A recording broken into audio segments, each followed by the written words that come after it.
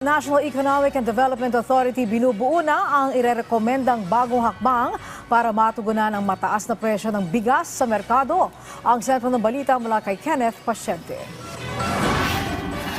Patuloy ang hakbang ng pamahalaan para maibsan ang pag-aray ng mga konsumer sa harap ng mataas na presyo ng bigas. Katunayan, nakatakdang magrekomenda ang National Economic and Development Authority o NEDA ng mga panibagong opsyon para tugunan ang mataas na presyo ng bigas sa merkado. Ayon kay NEDA Secretary Arsenio Balisacan, bagaman may ipinatutupad na mandated na price ceiling ngayon, iginiit niya na pansamantala lang ito at hindi na anya magtatagal. The mandated price ceiling, when that order was issued, that was very clear. It's temporary. So as soon as we can see a better option of addressing that and we have achieved already the objective, then it should be lifted.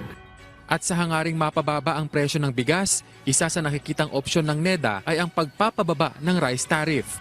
Giit ni Balisacan, ito ang hakbang na maaaring gawin ngayong mataas ang presyo ng bigas. Pero sa pagpapatupad nito, dapat ay matiyak anya na hindi magiging mabigat ang epekto nito sa mga magsasaka. Ang tangi umanong maaapektuhan dito ay ang pamahalaan dahil sa mas mababang kita mula sa taripa ng bigas.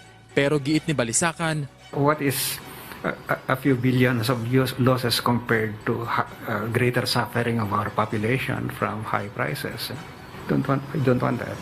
tuloy din ang pagmomonitor ng NEDA sa paggalaw sa global rice prices, lalo't nilimitahan na ng India ang pag-export ng bigas. Kabilang din sa binabantayan ng ibang major exporting countries gaya ng Thailand at Vietnam.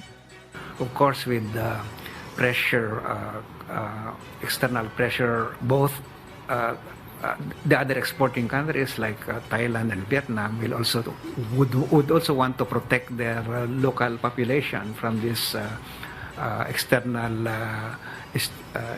pressure, no? And they may also decrease their exports. So those are the ones that are causing prices in the global market to rise. Hindi rin inaalis ng NEDA ang posibilidad na magpapatuloy ang mataas na presyo ng bigas sa world market dahil na rin sa banta ng posibleng epekto ng El Nino, hindi lang sa Pilipinas kundi pati na sa mga karatig bansa nito sa Timog Silangang Asya. Kenneth Pasyente para sa Bayan.